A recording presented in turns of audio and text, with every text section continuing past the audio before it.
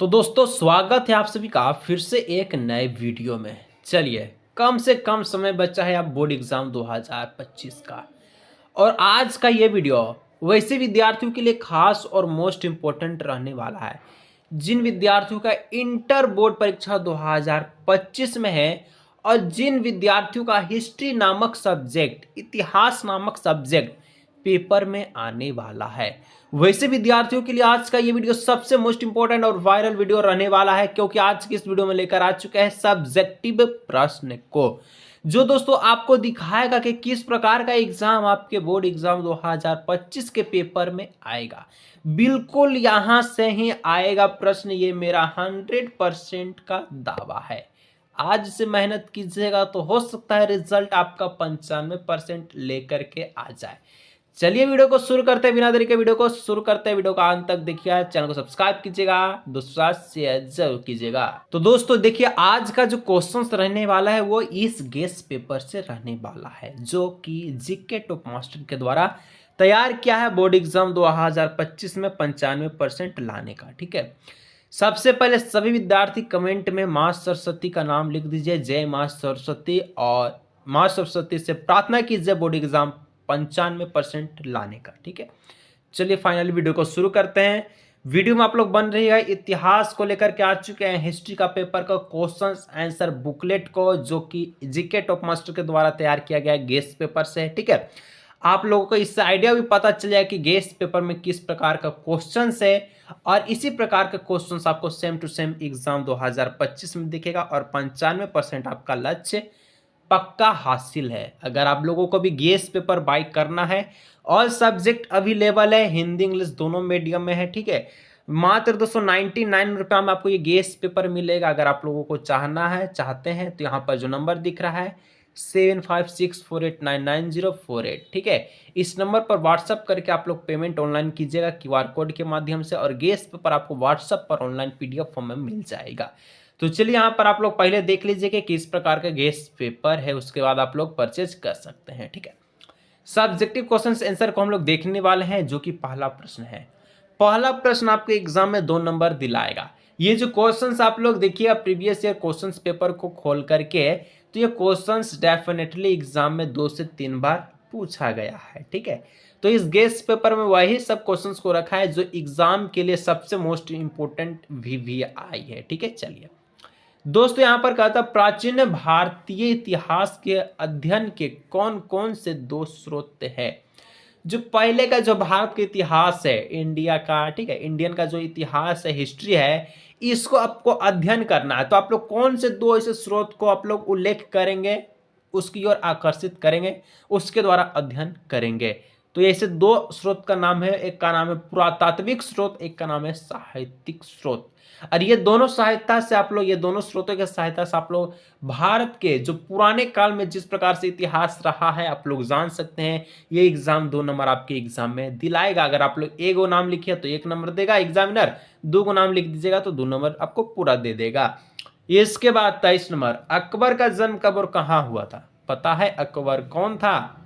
Sir पता ही होगा, जो कि महाराणा प्रताप से लड़ा था। ठीक है, तो अकबर का जन्म कब और कहाँ हुआ था? तो अकबर का जन्म 23 नवंबर को 1542 ईस्वी में, ठीक है, अमरकोट में हुआ था।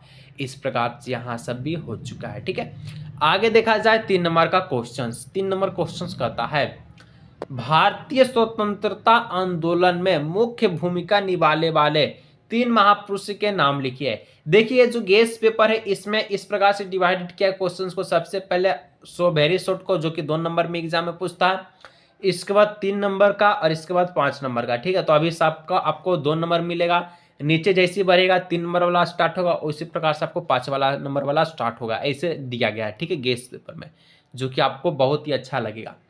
तो भारतीय स्वतंत्रता आंदोलन में मुख्य भूमिका निभाने वाले 3 महापुरुष का नाम लिखना, जो 2 नंबर दिला देगा। ये सब क्वेश्चन एग्जाम में पूछ चुका है, नहीं भरोसा है ट्राई कीजिए देख करके। गांधी जी, BR अम्बेडकर, जवाहरलाल नेहरू।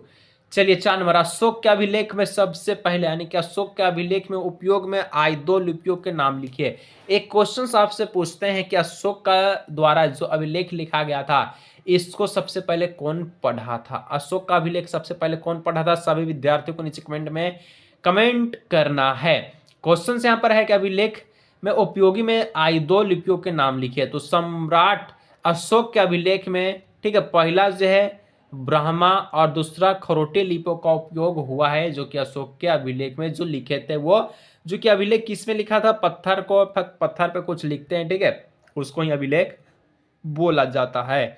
चलिए 5 नंबर, निर्गुण और सगुण भक्ति में क्या अंतर है। निर्गुण और सगुण भक्ति में क्या अंतर था, 2 नंबर का क्वेश्चन से। तो सगुण भक्ति परंपरा, इसमें शिव विष्णु तथा उनके अवतार और देवियों की पूजा मूर्त रूप से होती है, ठीक है। निर्गुण भक्ति परंपरा में इसमें अमूर्त निरंकार ईश्वर की उपासना की जाती है।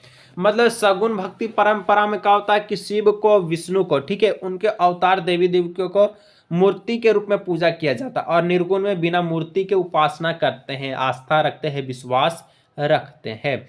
देखा जाए 6 नंबर, भारत छोड़ो आंदोलन कब और कहाँ प्रारंभ हुआ। तो भारत छोड़ो आंदोलन 1942 में, 1942 में बम्बई, जिसको आप लोग मुंबई कह सकते हैं, प्रारंभ हुआ था, ठीक है। इस सब क्वेश्चन आपका 2 नंबर में एग्जाम में पूछा है, ठीक है। 7 नंबर, पानीपत का दूसरा युद्ध कब और किसके बीच लड़ा गया। तो ये क्वेश्चन बहुत ही हल्का है।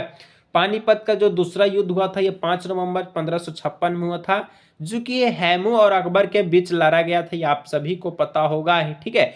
हल्दी घाटी का युद्ध कब हुआ था, नीचे कमेंट आप लोग कर सकते हैं कि हल्दी घाटी का युद्ध कब हुआ था, जो कि अकबर और महाराणा प्रताप के बीच लड़ा गया था, ठीक है, जिसमें सैकड़ों हजारों सैनिक शामिल थे, ठीक है। आप लोग नीचे कमेंट कीजिएगा। 8 नंबर, संविधान निर्मित, ठीक है, निमात्री सभा के अस्थायी सदस्य कौन थे। तो संविधान निर्मात्री सभा के अध्यक्ष का अध्यक्ष पूछा जाए, ठीक है, अस्थायी अध्यक्ष तो डॉक्टर राजेंद्र प्रसाद हो कि संविधान निर्मात्री सभा के अस्थायी अध्यक्ष रहे हैं, ठीक है, जो कि 2 नंबर का क्वेश्चन एग्जाम में पूछेगा। संथाल विद्रोह के प्रमुख नेता, ये तो प्रचलित नाम है, जो कि झारखंड से ही, और झारखंड से ही, झारखंड का क्वेश्चन ना पूछे ऐसा हो ही नहीं सकता है। तो आंसर है संथाल विद्रोह का प्रमुख नेता सिंधु और कान्हू थे, ठीक है। देखिए जो आपको हिस्ट्री का भी दिख रहा है, ठीक है, आपको इसी प्रकार का पॉलिटिकल साइंस का मिलेगा, ज्योग्राफिक का मिल जाएगा, इकोनॉमिक्स का मिल जाएगा, इंग्लिश मिल जाएगा, हिंदी मिल जाएगा, सब इसी प्रकार से क्वेश्चंस आपको मिलेगा। आप लोगों को बिल्कुल भी टेंशन नहीं लेना है। चाहिए तो जल्दी जाइए, इस नंबर पर आप लोग व्हाट्सअप कर सकते हैं, ऑनलाइन पेमेंट करने के बाद गेस्ट पेपर व्हाट्सअप पर ले सकते हैं। 10 नंबर, जलियांवाला बाग हत्याकांड कब और कहाँ हुआ था। तो दोस्तों जलियांवाला बाग हत्याकांड आपको पता 1999 में पंजाब में अमृतसर में हुआ था, ठीक है, पंजाब के अमृतसर में, पंजाब जो है उसके स्थान एक है, ठीक है, शहर जिसका नाम है अमृतसर, वहां पर हुआ था। चलिए आगे बढ़ते हैं। और जलियांवाला बाग हत्याकांड में आपको पता है अंधाधुंध फायरिंग कर दिया गया था, ठीक है, किसी को देखा होगा ने पूरा एकदम फायरिंग कर दिया, जिसमें बहुत लोग कुइयां उइयां में डूब गया था। अभी भी जाइएगा देखिएगा दृश्य को, तो पूरा दीवार में गोलियों का निशान इस प्रकार से आपको रहेगा पूरा, ठीक है, जहां तहां पर, ठीक है। आप लोग देखिएगा जरूर एक बार, इतिहास को जानने का कोशिश की, बहुत ही मस्त लगता है, दिलचस्पी है, ठीक है।